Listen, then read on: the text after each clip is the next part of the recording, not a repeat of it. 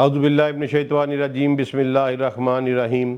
ربی ادخلنی مدخل صدق واخرجنی مخرج صدق واجعل لی من لدنک سلطانا نصیرا اللہم صلی علی سیدنا محمد وعلی آلہ وصحابہ وازواجہ وبارک وسلم۔ سورہ بقرہ میں ہم 242 یعنی 242 تک ہم جو ہے وہ پڑھ چکے تھے۔ آج ہم 243 نمبر آیت سے شروع کرتے ہیں۔ عالم تری الی الذین خرجوا من دیارہم وہم الوف حذر الموت فقال لهم اللہ موتوا ثم احیاہم ان اللہ لذو فضل علی الناس ولکن اکثر الناس لا یشکرون۔ اچھا جی، یہ بہت ہی سمجھ لیں کہ ہسٹوریکلی مسٹیریس آیت ہے، اور اس کے بارے میں ڈیفینٹ نہیں پتہ کہ یہ کیا وہی واقعہ ہے جس کا ذکر ہماری تفسیرات میں کیا گیا ہے یا یہ کوئی اور واقعہ ہے، کیونکہ بعض لوگوں نے اسے ڈیفر کیا ہے، بعض لوگوں نے اس کو اور ہی طرف لے گئے ہیں، ٹھیک ہے۔ لیکن یہ بہرحال ایک واقعہ ہوا اس طرح کا جس کا اللہ تعالیٰ کہہ رہے ہیں کہ آپ نے ان لوگوں کو نہیں دیکھا جو ہزاروں کی تعداد میں تھے اور موت کے ڈر سے اپنے گھروں سے نکل کر بھاگ گئے، ٹھیک ہے جی۔ عالم تری الی الذین خرجوا من دیارہم وہم الوف، کہ کیا آپ نے ان لوگوں کو نہیں دیکھا جو خرجوا من دیارہم، جو کہ اپنے بستیوں سے نکل گئے، وہم الوف، اور وہ ہزاروں کی تعداد میں تھے، حذر الموت، موت کے ڈر سے، فقال لهم اللہ موتوا، تو ان سے پھر اللہ نے کہا کہ مر جاؤ، ثم احیاہم، اور پھر انہیں زندہ کیا، ان اللہ لذو فضل علی الناس، اور اسی طرح اللہ لوگوں پر فضل کرتا ہے لیکن اکثر لوگ شکر نہیں کرتے، ولیکن اکثر الناس لا یشکرون، اور زیادہ تر انسان جو ہیں وہ شکر نہیں کرتے۔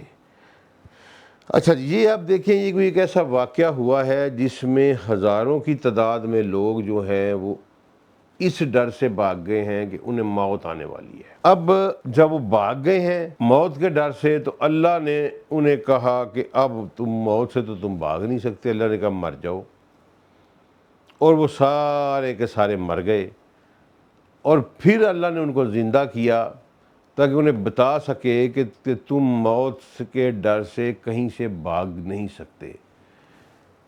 ٹھیک ہے۔ یہ ایک عجیب و غریب واقعہ ہے، ٹھیک ہے، اور یہاں لفظ بھی جو ہے نا یہ موت کا آیا ہے، وفات کا نہیں آیا، لکھا ہے فقال لهم اللہ موتوا،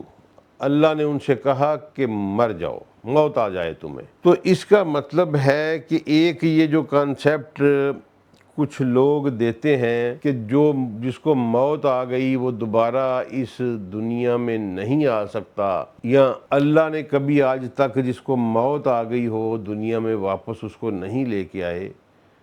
تو یہ بالکل جو ہے نا جی غلط نظریہ ہے۔ ایک اسکول آف تھاٹ ہے ہمارا جو یہ پروپیگیٹ کرتا ہے کہ یہ تو ہو ہی نہیں سکتا، اللہ نے یہ قانون ہی نہیں بنایا، حتیٰ کہ اللہ نے عزیر علیہ السلام والے واقعے میں بھی یہی کہا ہے کہ پھر ہم نے اس کو موت دے دی، ٹھیک ہے۔ اور یہاں بھی اللہ کہہ رہے ہیں کہ ایک بستی تھی جس کے رہنے والے جو کہ ہزاروں کی تعداد میں تھے وہ بھاگ گئے موت کے خوف سے، تو اللہ نے انہیں کہا کہ موت آ جائے تمہیں، مر جاؤ، تو پھر ان کو اس کے بعد زندہ بھی کیا۔ تو یہ اللہ اپنی قدرت کے کرشمے بالکل دکھائے ہوئے ہیں اللہ نے، اور یہ سارا کچھ انسانیت کی لرننگ کے لیے ہے۔ اب اس میں جو بتاتے ہیں کہ یہ کتنے لوگ تھے، یہ الف ہزار کو کہتے ہیں اور الوف اس کی جمع ہے۔ تو سب سے پہلے تو جناب ابن عباس رضی اللہ عنہ سے روایت آتی ہے، انہوں نے جو فرمایا ہے وہ یہ ہے کہ یہ لوگ تقریباً بعض روایت میں آیا 40,000 تھے، بعض میں آیا 8,000 تھے، بعض میں آیا 4,000 تھے، لیکن یہ ملٹیپل تھاؤزنڈ میں سے تھے۔ اور یہ ایک بستی تھی ضرور روان نامی بستی تھی، تو وہاں یہ سنا ہے کہ طاعون کی وبا پھوٹ پڑی۔ جو روایت میں آیا ہے میں آپ کو وہ بیان کر رہا ہوں، حقیقت اللہ جانتا ہے، کیونکہ اس آیت کے اوپر بھی ڈیفرنٹ واقعات ہیں کوئی کنسنسس نہیں ہے کہ یہ کس واقعے کی طرف پرٹیکولر ذکر ہے۔ تو ابن عباس فرماتے ہیں، اس کو ابن کثیر نے بھی نقل کیا ہے، کہ یہ ضرور روان نامی بستی تھی، زے را واو را واو الف نون، ضرور روان، اور یہ وہاں طاعون کی وبا جب پھوٹی تو پوری کی پوری بستی جو ہے یہ بھاگ گئی، اور انہوں نے اپنے گھر جو ہے وہ خالی کر دیے، اور کافی دور اپنے شہر سے جا کے ایک چٹیل میدان میں جو ہے پناہ لی۔ لیکن جیسے ہی یہ وہاں سیٹل ہوئے چٹیل میدان میں، تو ایک چیخ کے ذریعے سے اللہ نے انہیں ہلاک کر دیا، اور اس کے بعد ایک لمبی مدت ان کے اوپر گزر گئی، یہاں تک کہ ان کی ہڈیاں بھی چکنا چور ہو گئیں، اور ان کا نام و نشان مٹ گیا ان ہزاروں لوگوں کا، اور ان کے اوپر ایک بستی بھی تعمیر ہو گئی، نیا شہر بھی بس گیا۔ میننگ دیر بائی کہ it is a process of centuries, کم از کم 100 سال تو گزر گئے، 150 سال، اس کے بعد یہ سارا کچھ ہو سکتا ہے۔ تو پروسیس آف سینچریز کے بعد ایک نبی اللہ کے تھے حزقیل علیہ السلام، ان کا وہاں سے گزر ہوا، یا وہ وہاں مبعوث ہوئے، جو بستی نئی بس گئی تھی۔ اچھا جی، تو ان کو پتہ چلا کہ یہاں ایک اس طرح لوگ جو ہیں ہزاروں کی تعداد میں مر گئے تھے، آگے اللہ نے انہیں موت دے دی تھی، تو انہوں نے اللہ کی منت سماجت کی کہ یا اللہ ان کو زندہ کر دے۔ تو اللہ نے ان کی دعا کو قبول کیا، اور پھر جو ہے ان کو زندہ کیا گیا، اور پورے فینامنا کے تحت جو ہے نا جی وہ زندہ کیا گیا۔ کس طرح کہ اللہ نے فرمایا اپنے نبی کو کہ تم میرے حکم سے ان کو حکم دو کہ ہڈیوں بسیدہ ہڈیوں، اللہ تمہیں حکم دیتا ہے کہ تم سب جمع ہو جاؤ۔ تو ہر جسم کا علیحدہ علیحدہ ہڈیوں کا ایک ڈھانچہ جو ہے وہ کھڑا ہو گیا۔ پھر اللہ نے کہا کہ ان کو حکم دو میرے حکم سے کہ تم گوشت پوش رگیں پٹھے سب کچھ بنا لو۔ چنانچہ اس نبی کے دیکھتے دیکھتے ان پر گوشت پٹھے سب کچھ چڑھ گیا، اور پھر آواز آئی، اے ارواح، اے روحو، اللہ تمہیں حکم دیتا ہے ہر روح اپنے اپنے قدیم جسم میں داخل ہو جائے۔ تو وہ جیسے مرے تھے اسی طرح ہی بے ساختہ جی اٹھے، اور ان کی زبان سے نکلا کہ لا الہ الا اللہ انت سبحانک، کہ اللہ ایک ہے، اس کے سوا کوئی معبود نہیں، اور تو ہی اللہ پاک ہے۔ اچھا، یہ اب اس کے کانٹریری کچھ علماء نے کہا ہے کہ یہ صرف ایک تمثیل ہے، ٹھیک ہے، ایسا واقعہ نہیں رونما ہوا، یہ صرف ایک تمثیل اللہ نے بیان کی ہے۔ اور کچھ مفسرین نے اس کو بنی اسرائیل سے جوڑا ہے، کہ بنی اسرائیل جو اخلاقی طور پر مر گئے تھے، وہ انہوں نے جب موسیٰ علیہ السلام یا فلسطینیوں کے خلاف سیموئیل کے دور میں فلسطینیوں کے خلاف جب لڑنے سے انکار کر دیا، تو دراصل اللہ نے کہا مر جاؤ، تو وہ روحانی طور پر ان کے دل مردہ ہو گئے، وہ اس لیے ان کو کہا کہ یہ مر گئے۔ لیکن پھر اللہ نے اپنے نبی کے ذریعے ان میں تبلیغ کروائی، اور پھر وہ زندہ ہوئے، یعنی پھر وہ لڑنے پہ آمادہ ہو گئے۔ اب یہ بالکل کسی قسم کی پلاؤزیبل سٹوری نہیں ہے۔ ہوا یہ اسی طرح ہے کہ کوئی واقعہ ہوا ہے جس میں یہ لوگ بھاگے ہیں، اور ہزاروں کی تعداد میں بھاگے ہیں۔ اب اس واقعہ کا میں نے آپ کو کیوں کہا کہ یہ پتہ نہیں یہ بھی سچا ہے کہ نہیں،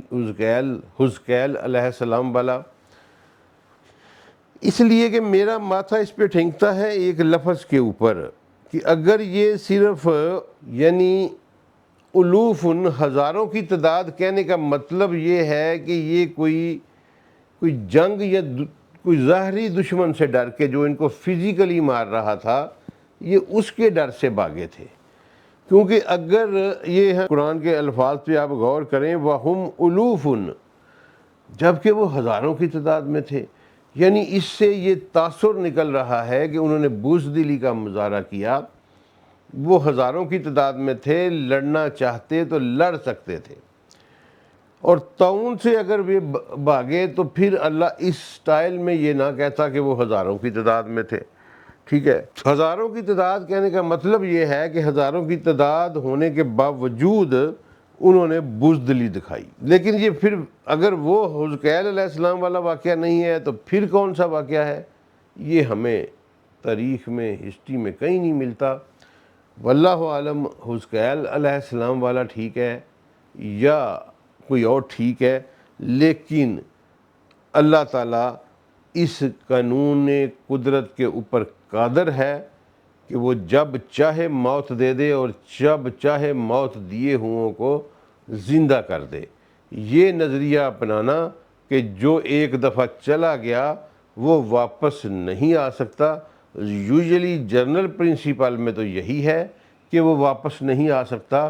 لیکن اللہ چاہے تو وہ ایسا کر سکتا ہے، اور اللہ نے اس چیپٹر کو بند نہیں کیا۔ جناب عزیر علیہ السلام کے واقعہ میں بھی ایسا ہی ہوا، اور یہاں بھی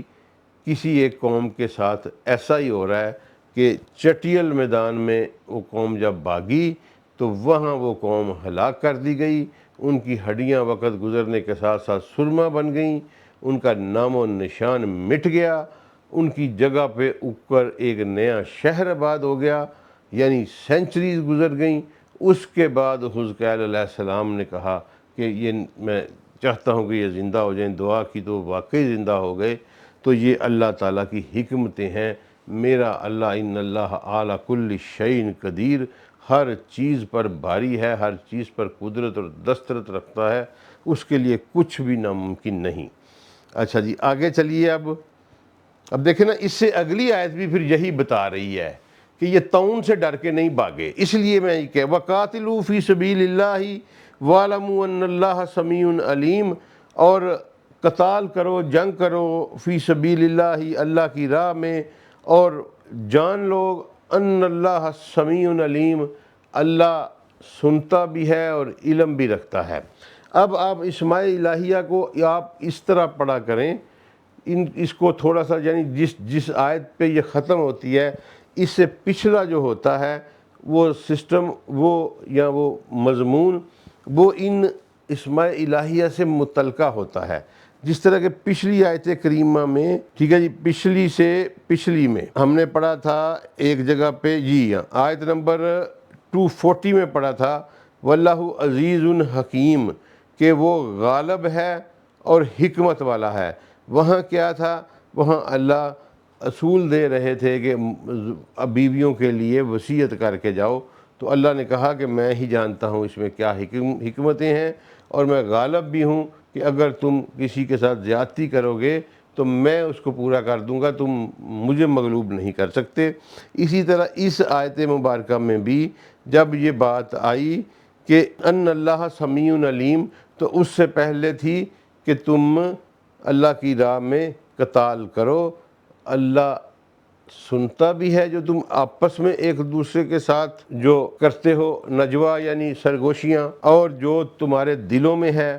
اللہ وہ سب کچھ جانتا بھی ہے اور سنتا بھی ہے۔ لہٰذا جب بھی تم لڑو تو یہ سوچ، یہ اپنی سمجھ رکھ کے، اپنے مائنڈ میں یہ رکھ کے کہ میں اللہ کے لیے لڑ رہا ہوں، وَقَاتِلُوا فِي سَبِيلِ اللَّهِ، اللہ کی راہ میں قتال کرو۔ اب یہ پچھلی آیت میں اور اس آیت میں یہ پھر ربط پیدا ہو گیا، کیونکہ وہاں اللہ نے کہا کہ ہزاروں کی تعداد میں تھے لیکن پھر بھی بھاگ بیٹھے، اور اس سے اگلی آیت میں ہی اللہ حکم دے رہا ہے کہ یعنی مسلمانوں کو، اس امت کو اللہ یہ بتا رہے ہیں کہ وہ ہزاروں کی تعداد میں تھے اور شاید انہوں نے قتال سے انکار کیا اور بھاگ گئے یا دشمن کے ڈر سے بھاگ گئے، تو اللہ کہہ رہا ہے کہ نہیں، تم ایسا نہیں کرو، تم اللہ کی راہ میں قتال کرو، اور اللہ سب کچھ دیکھنے والا، اور اس سارے پروسیس میں جو وزڈم ہے، جو حکمت ہے، اللہ تعالیٰ اس کو جانتا ہے اور اس کے علاوہ کوئی بھی نہیں جانتا۔ ٹھیک ہے جی۔ اچھا، اس کے بعد اب اگلی آیت ہے آیت نمبر 245، من ذا الذی یقرض اللہ قرضا حسنا فیضاعفہ لہ اضعافا کثیرۃ واللہ یقبض ویبسط والیہ ترجعون۔ کون ہے جو اللہ کو قرض حسنہ دے اور اس کے بدلے اس کو کئی گنا زیادہ بڑھا کر دیا جائے گا، اور اللہ ہی روزی کو تنگ کرتا ہے اور اسے کشادہ بھی کرتا ہے۔ واللہ यकबिज़ू व यबसुतू व अलैहि तुरजाऊन, और हम सब उसी की तरफ लौट कर जाएंगे। ये आप देखिए कि कत्ताल करने के फौरी बाद, कत्ताल की का हुक्म देने के फौरी बाद अल्लाह ताला कह रहे हैं कि तुम अल्लाह को कर्ज़ हसना दो। अल्लाह को कर्ज़ हसना क्या देना है, इससे क्या मुराद है? यानी अल्लाह ये कह रहे हैं कि पहले कर्ज़ हसना समझ लेंगे, कर्ज़ हसना क्या होता है। कर्ज़ हसना यूजुअली जो है ना जी, दुनिया में जो कर्ज़ हसना होता है वो विदाउट इंक्रीमेंट होता है, और उसमें ये शर्त नहीं होती कि कब देना है, यानी टाइम बाउंड नहीं होता, और इंक्रीमेंटल इंक्रीज़ नहीं होती, इंटरेस्ट बेस्ड नहीं होता। मसलन मुझे आप लोग 1000 रुपया देते हैं और आप कहते हैं कि जनाब आपके पास जब होगा आप वापस कर दीजिएगा, तो मैं चाहे 15 साल बाद वापस करूं, चाहे 20 साल बाद वापस करूं, लेकिन मैं करूंगा 1000 रुपया ही वापस। और चूँकि मेरी ओपन एंडेड रखी गई थी कि जब चाहें वापस कर दें, तो दुनियावी ज़बान में इसको कर्ज़ हसना कहते हैं कि जिसके देने लेने वाले के ऊपर कोई बोझ नहीं होता। अब अल्लाह ने यहाँ कहा कि तुम मुझे कर्ज़ हसना दो। अल्लाह तो हर किस्म की ज़रूरत से पाक है। इसका मतलब है कि अल्लाह उसका जब लुटाएगा, बेनिफिट लुटाएगा, तो वो फिर अल्लाह ने इस जगह पे कर्ज़ हसना का जो है वो इंक्रीमेंटल कर दिया कि ये मैं तुम्हें जो है लाखों में दोगे तो करोड़ों में बढ़ा दूंगा। ये देखें, ये कातिलू फ़ी सबीलिल्लाह की आयत के बिल्कुल बाद अल्लाह करीम ने ये इरशाद फरमाया। इससे साफ ज़ाहिर होता है कि कर्ज़ हसना ना सिर्फ माल की सूरत में है, बल्कि ये जान की सूरत में भी जब अल्लाह की राह में वारी जाती है तो अल्लाह ताला उसको एज़ ए कर्ज़ हसना ही लेते हैं, और फिर उसका अजर जो है वो कई गुना बढ़ के अता करते हैं। और अल्लाह ने कहा कि कर्ज़ हसना यानी खैरात करते, जो अल्लाह की राह में खैरात करते हैं, अल्लाह ने उनको अपने सर ले लिया और कहा कि तुमने ये मेरे बंदे पर एहसान नहीं किया, ये दरअसल मेरे पे एहसान किया है। ये देखें, ये कितनी बड़ी बात है कि मैं अपने भाई की मदद करता हूँ तो अल्लाह कहता है कि ये तुमने मेरे पे एहसान किया, तुमने मुझे कर्ज़ हसना दिया है, मैं इसको बढ़ा चढ़ा कर तुम्हें वापस करूँगा।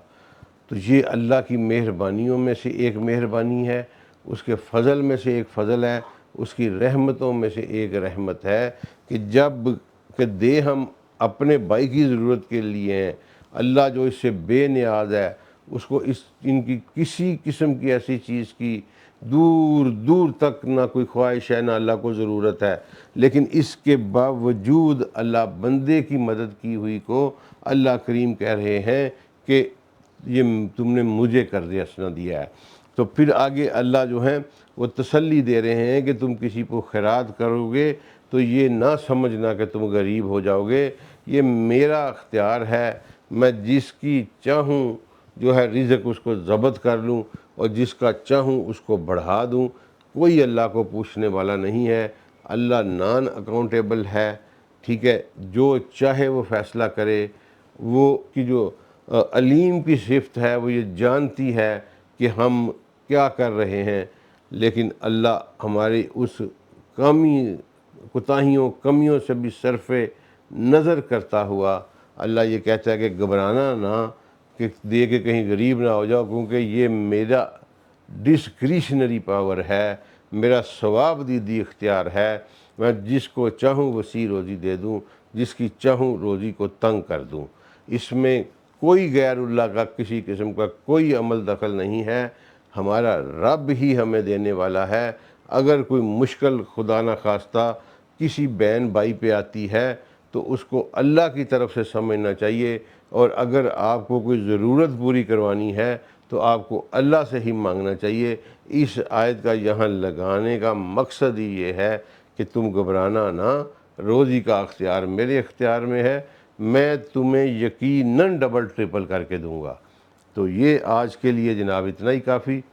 तो फिर हम आगे चलेंगे इंशाल्लाह। इस वीक पूरे में जो है ना जी, अगली जुमेरात तक इंशाल्लाह हम کوشش کریں گے کہ مسلسل قرآن کی JTL کی ویڈیوز ہی اپلوڈ کریں۔ السلام علیکم ورحمۃ اللہ وبرکاتہ۔